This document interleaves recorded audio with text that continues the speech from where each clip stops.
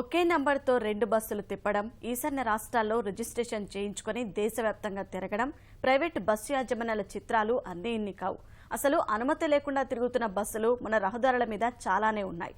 విజయవాడ రవాణా శాఖ కార్యాలయంలో జరిగిన వివాదంతో మరోసారి ప్రైవేట్ ట్రావెల్స్ వ్యవహారం చర్చకొచ్చింది. ప్రజా రవాణా వ్యవస్థలో ఆర్టీసీ పాత్ర ఎంతో కీలకమైనప్పటికీ దూర ప్రాంతాలకు తిరిగే ఏసీ బస్సులో మాత్రం ప్రైవేటు ట్రావెల్స్దే పైచేయి.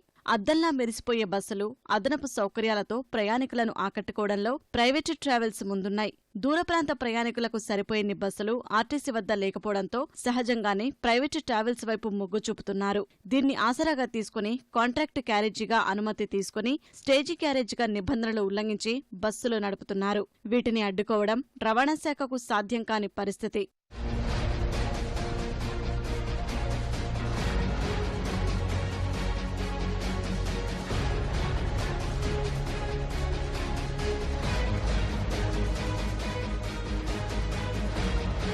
ఇతర రాష్ట్రాల రిజిస్ట్రేషన్లతో బస్సులు నడిపే వ్యవహారం సైతం అధికారులకు తలనొప్పిగా మారింది. నిబంధనల ప్రకారం మన రాష్ట్రంలో స్లీపర్ బెర్త్ బస్సులకు పర్మిట్ ఇచ్చే అధికారం లేదు. దీంతో ప్రైవేటు బస్సుల యజమానులు ఈశాన్య రాష్ట్రాల్లో రిజిస్ట్రేషన్లు చేయించుకుని దేశం మొత్తం తిరిగేలా పర్మిట్ తీసుకుని రాష్ట్రంలో తిప్పుతున్నారు.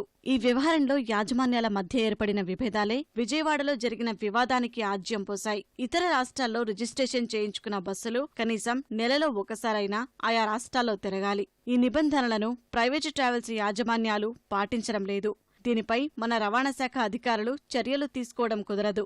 ఇలాంటి బస్సులు మన రాష్ట్రంలో 500 వరకు ఉన్నట్లు సమాచారం. వీటి వల్ల తమ వ్యాపారం దెబ్బతింటోందని, వాటిపై తక్షణ చర్యలు తీసుకోవాలని స్థానిక ట్రావెల్స్ యజమానులు డిమాండ్ చేస్తున్నారు. అరుణాచల్ ప్రదేశ్, నాగాలాండ్, పాండిచేరి నుంచి ఆంధ్రప్రదేశ్, తెలంగాణలో తిరుగుతున్నాయి. వీటి వల్ల ఎక్కువ యాక్సిడెంట్లు అవుతున్నాయి. దాని మీద ట్రాన్స్పోర్ట్ అధికారుల దృష్టిలోకి తీసుకొచ్చాం. సీఎం గారి దృష్టిలో పెట్టి ఈ అక్రమంగా తిరిగే బస్సులన్నింటినీ కూడా అరికడతామని చెప్పడం జరిగింది. ప్రాబ్లం ఏం లేదు. అంతా కూడా చక్కగా డిస్కషన్ జరిగింది. మొత్తంగా కూడా ప్రాబ్లం త్వరలోనే సాల్వ్ అవుతుంది.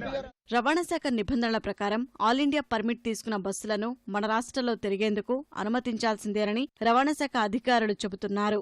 మనం ఇక్కడ బస్సులు అడ్డుకుంటే ఆయా రాష్ట్రాల్లో మన బస్సులను వారు అడ్డుకునే ప్రమాదముందన్నారు.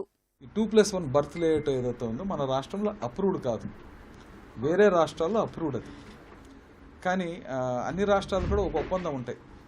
ఒప్పందం ఏంటిదంటే వాళ్ళ దగ్గర రిజిస్టర్ అయ్యి వాళ్ళు నేషనల్ పర్మిట్టో లేకపోతే ఇంటర్స్టేట్ పర్మిట్టో ఇచ్చినప్పుడు ఆ బస్సు యొక్క ఫిట్నెస్ ఆ రాష్ట్రం ఏదైతే చేస్తుందో, ఆ రాష్ట్రం ఏదైతే లేఅవుట్ అప్రూవ్ చేస్తుందో మన రాష్ట్రం దాన్ని గౌరవించాలి.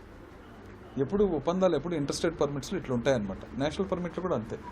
ఇప్పుడు జమ్మూ కాశ్మీర్లో ఒక బస్సు రిజిస్టర్ అవుతుందండి, ఒక లారీ రిజిస్టర్ అవుతుంది. వాళ్ళు ఫిట్నెస్ ఇస్తారు, దాని లేఅవుట్ని అప్రూవ్ చేస్తారు. ఆ బస్సు టూరిస్టులు తీసుకొచ్చి ఇక్కడికి వచ్చినప్పుడు మనం ఆఫ్ చేసి దించేస్తామంటే కాదు కదా. ప్రైవేట్ ట్రావెల్స్ యాజమాన్యం ఆగడాలు అరికట్టేందుకు రవాణా శాఖ చర్యలు ప్రారంభించింది. బస్సులకు జీపీఎస్ విధానం అమర్చడం ద్వారా ఒకే పర్మిట్తో 2 బస్సులు తిప్పే విధానాన్ని అడ్డుకునే అవకాశం ఉంది. బస్సుల వేగాన్ని సైతం 80 కిలోమీటర్లకు పరిమితం చేశారు. తద్వారా బస్సుల వేగం నియంత్రణలోకి వచ్చే అవకాశముంది.